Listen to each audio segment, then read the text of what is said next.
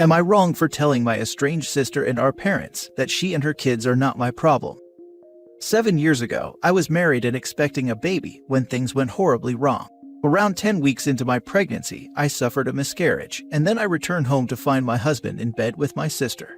The two of them tried to apologize and convince me that we could all get over it. But I wanted nothing to do with either of them, and even less so when I found out she had gotten pregnant. My divorce was finalized quickly because I wanted nothing from him other than the divorce, and was willing to leave the marriage with nothing but the clothes on my back. Pretty early, I realized my parents were hoping I would want to still be part of the baby's life, but I wanted nothing to do with the baby my sister conceived while sleeping with my husband, now ex, as I lay in hospital losing my own pregnancy. I refused any and all contact with my sister and ex. They married and had 2 more children after the one she conceived during my marriage to him. I met my current husband when I had distanced myself from my whole family, and he was amazing, and his family were great. We got married 2 years ago, and his family are nothing short of the best. I adore the nieces and nephews I have gained through my marriage to him, and we spend a lot of time together. Around 3 months ago, my sister called me at work, using my work phone, and told me she needed me, and could I please come to her. I hung up the phone and continued about my day. It was several hours later that I got a message from my parents saying I needed to be with my sister. A few days later, I got another call and was told that my sister had been pregnant. The baby passed away inside of her and she delivered a stillborn, all while my ex was out sleeping with someone else. My parents and sister expected me to rally around her and I didn't. Now that some time has passed and she lives with them, I have been inundated with them saying I should meet her kids, be there for them like I am my husband's nieces and nephews, and that I should reconcile with the family. My sister told me how sorry she was again, and that she wanted us to make up. I told the 3 of them that she and her kids are not my problem, and I still want nothing to do with them. My parents are furious, and they say I need to forgive, because whatever she did, she is now suffering worse than would ever be deserved, and her kids are innocent and deserve an aunt. Am I in the wrong? Now for the top comments. Nope. Your sister fooled around, and now she's finding out. I'm incredibly sorry that either of you had to go through any of that. Both the miscarriage or stillbirth and the cheating. But this is karma wrapped in a big freaking bow. I am not downplaying the horror of miscarriage or stillbirth, nor would I ever wish it upon anyone. It is one of the worst things a human can go through. My comment was more aimed at the cheating aspect and the fact that the 2 situations are so damn similar. Although I will add that I'm wondering what the hell kind of man sees his wife in hospital losing her baby and thinks it's the perfect time for a hookup. Not wrong. You don't need to forgive her. What she did is unforgivable. Tell your parents to tell her that she can deal with it like you did, by going out and finding a decent man to make her life with, if any will have her. But you're not letting her around you or your new family, because you're not her husband, Mart. Then tell your parents that if they don't respect your desire to have nothing to do with her and harangue you again, you will completely cut them out of your life for 1 year, to be repeated as necessary. The kids are innocent, but under these circumstances, you have no family obligation to them. That's your sister's fault. Don't be mean to them if you come across them randomly in public, of course, but you are fine with deciding any kind of relationship with them is off the table. I'm dying laughing at husband Mart. OP, tell your parents that you can't possibly trust your sister around your new husband, because there's no telling what she'd do to get another man. Lord knows how desperate she is, that she has to sleep with, have children with, and marry your ex-husband, and didn't even have the decency to wait until you were done to go licking off your plate. Not in the wrong, and I wouldn't be talking to my parents either. If you guys suffered the same fate, how come you need to rally around her when someone else did it to her, and when you suffered, it was her that was doing it to you? Shaking my head. Worse than could ever be deserved, they say. I happen to think she got exactly what she deserved. She got exactly what she gave to you. Literally found herself in the exact same predicament, and the fact that she thinks she deserves your sympathy is almost comical. I honestly think you should cut communication with all 3 of them, your horrid sister and kind of even more so horrid parents. Of course you're not wrong. Don't question yourself for a minute. Continue to live your best life without the unnecessary baggage some might refer to as your family. Yes, literally the same situation, but a bit better actually, because she actually didn't have to watch her own sister bed her husband. Next story. Am I wrong for not congratulating my ex on the birth of his baby? I, 22 female, was in a relationship with Kyle, 25 male, for over a year when Ella, 23 female, came into the picture. I am so very sure that there was no cheating going on. Kyle wasn't being secretive, he wasn't hiding anything, and none of our friends seemed to be lying to me. So I was very heartbroken when he broke up with me and was shocked when he got with Ella a few weeks later. Now, I'm a socially anxious introvert, so hiding from them and my friends was easy. I threw myself into work and my hobbies and did everything I could to avoid them, all due to the fact that Kyle and I share a friend group. Luckily, I had my best friend Jenna, 21 female, by my side and 100% on my side. Fast forward a year, Kyle and Ella announced their pregnancy to the world, and seeing the Facebook post made me feel like I was being broken up with all over again. The baby was born last month, and whilst our friends have congratulated them and gone to see the baby, Jenna and I haven't. I understand that the baby is innocent, but I wouldn't be able to be in the same room as Kyle and Ella. Then Ella messaged me a few nights ago, telling me that I was a heartless witch for not being happy for them, and that I should have at least congratulated Kyle. Jenna saw these messages and sent one of her own to Ella, basically saying that Ella has no right to demand anything from me after she ruined my relationship. Jenna has reassured me day after day that I didn't need to say anything to either of them, but it's been eating away at me. Am I wrong here? No. Ella is nuts. I can't imagine caring what my partner's ex thinks about my new baby. If I was her, I'd be annoyed if you contacted your ex, even to say congrats. It's a power trip. Haha, I won. I have your man and a baby. Literally. This lady is so insecure as her relationship that while dealing with a newborn, she's sitting there with OP taking up all the free real estate inside her head. Like, how pathetic is that? She's mad that OP isn't thinking about her, the same amount that she's been stewing about OP. Some things to consider. Kyle is not such a great prize. He dropped you in a heartbeat and moved on to Ella. While breakups are painful, he doesn't deserve to take up any more of your time or space in your mind and heart. Ella is probably a little threatened by you. However, she happened to end up with Kyle. Maybe she'll feel validated, and looking for a congratulations from you is her way of seeking your blessing. You don't owe it to either of them. Ella is also stirring the pot a little because there was no need for name calling. If you all were friends, then maybe she's the heartless bee, as she put it, for not leveling with you first when she decided to get with Kyle. You don't owe Ella and Kyle anything, not even a congratulatory text.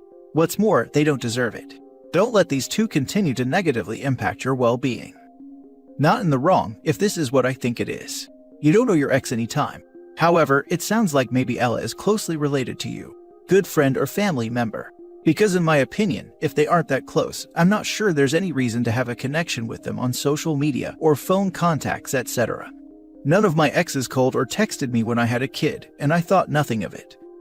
Multiple people messaged us when my husband and I got married and had our kid. It was incredibly bizarre. One of the women who messaged my husband wasn't even friends with us, yet went on and on about how she believed he had always had a crush on her and how she was so surprised he got married because of said crush. She legitimately expected him to pine for her, alone for 5-ish years, rather than have any relationships. It was nuts. And that lady was married. I had multiple male friends ghost me the minute the marriage announcement went up. Nothing better than the realization that they were all just waiting in line for their turn. It was gross. Next story.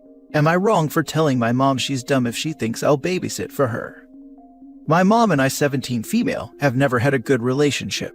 She was 20 when she had me, with a guy she slept with who she didn't like, which chased away the guy she did like, because he didn't want to be with someone who had a kid. So I was born, and mom had negative feelings for me, and we lived with my grandparents most of my childhood. When I was about 6, mom started to take more of an interest, because I think the idea of having a little girl to dress up and do makeovers with was fun to her. But I was never into makeup or clothes. I'm not the girl she wanted me to be, and mom lost interest after I refused to go around wearing these sparkly dresses that she'd find for me. When I was 13, we moved out of my grandparents and into a place together. 6 months later, her now husband moved in. 2 years later, she was pregnant and had a baby girl, who is now 8 months old, and she's expecting again. Mom has been so happy and has been such a different mother to her baby, and she's even excited to be having a boy now. A few weeks ago, she wanted me to babysit so she and her husband could have a date night. I told her I was busy. She told me I could be unbusy and help out in the family. I told her that wasn't going to happen. She said to see it as bonding time with my sister. I told her I didn't need any bonding time and I was going out, so she better find someone else. She threatened to punish me. I asked her how. She stared at me for the longest time because she had no idea what would matter enough to me to take away. She ended up just paying a sitter. Then a few days later, she told me again that I would be babysitting. I told her my answer was the same as the previous time and that she could forget me ever babysitting. She was all, why the hell not? She told me I owed her and that I was making her wish she had left me at my grandparents'. I told her she should have, and then she wouldn't need to worry about her little family, where she has one of each, which was what she said a couple of times after finding out she's having a boy this time. I told her she was dumb to think I'd help her or want to spend time with her kids when she has made it clear she never wanted to be my mom and that I was never enough for her. She got so mad that I called her dumb and told me I was the biggest regret she had, and why the heck could I not realize I owed her? Her husband told me calling her dumb was cruel and that it's offensive to others. Am I the idiot? Now for the top comments.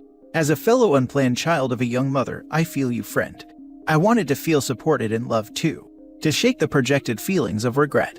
You don't get that by fighting fire with fire. You can't get clean water from a dirty well. You are not wrong. You are just a kid working through complex emotional needs and lacking a parent that can navigate those with you with any sense of emotional maturity. If your parent can't give you the support you need, reevaluate what your support network looks like and identify other figures in your life that can help. It's a terrifying process to branch out like that, but relying on a dysfunctional parent forever isn't going to lead to good places. I have my grandparents. They're the only people I actually rely on for support, but mom limited my access to them after we moved out because she had a fight with them and doesn't speak to them anymore. Reddit doctor here. I'm going to prescribe grandparent hugs once daily for the next 6 months, or until symptoms improve. Seriously though, if you are almost 18, maybe start considering moving in with your grandparents as soon as you are legally able to. It doesn't sound like your relationship with your parent is likely to be resolved in short order, even with a good therapist involved. Thank you. That is my plan. I've got my sights set on my 18th birthday, and the last time I could speak to my grandparents, I brought it up to them, and they were good with the plan. You can probably go now. Courts often don't force 17-year-olds to follow the custody orders. My daughter, 17 female, had a physical fight with her dad earlier this year. It was the last straw for her, so she asked me to come get her. She's been living with me full-time since, though the custody order is 50-50. Her dad called the police and said I had kidnapped her. They told him to go pound sand. I'm so sorry you've grown up with that feeling from your mom. That sucks. I'm used to it by now. But it means things can be awkward when she thinks I'll still try to win her love. Last story. Am I the idiot for telling my half-sister something her parents wouldn't? My 17 female parents divorced 6 years ago after my mom and I found out dad had been having an affair and got another woman pregnant. The woman is now dad's wife, and she showed up at our door 8 months pregnant at the time. As you can imagine, the divorce was not amicable or friendly in the slightest.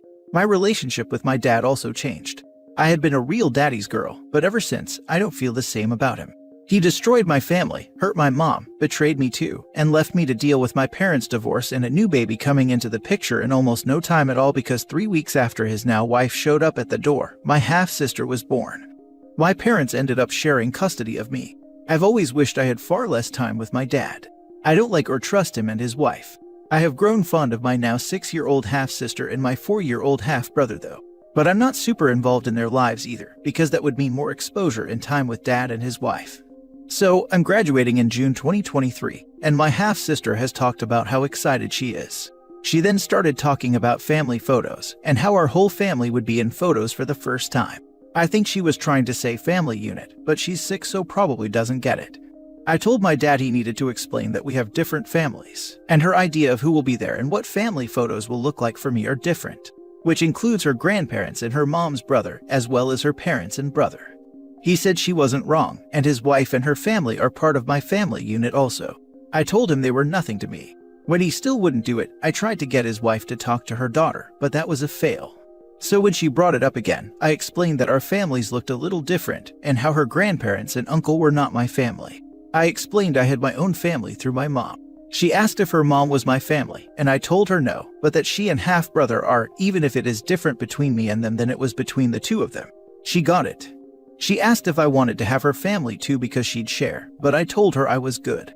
When she wasn't bringing it up anymore, Dad and his wife asked her about it, and she told them I explained it to her. Now they're saying I'm an idiot and that it wasn't my place. Not wrong, because you explained nicely without going into details that should not be told to a small child. Yep. Sounds like you handled it like a champ. Factual, plain, no acrimony.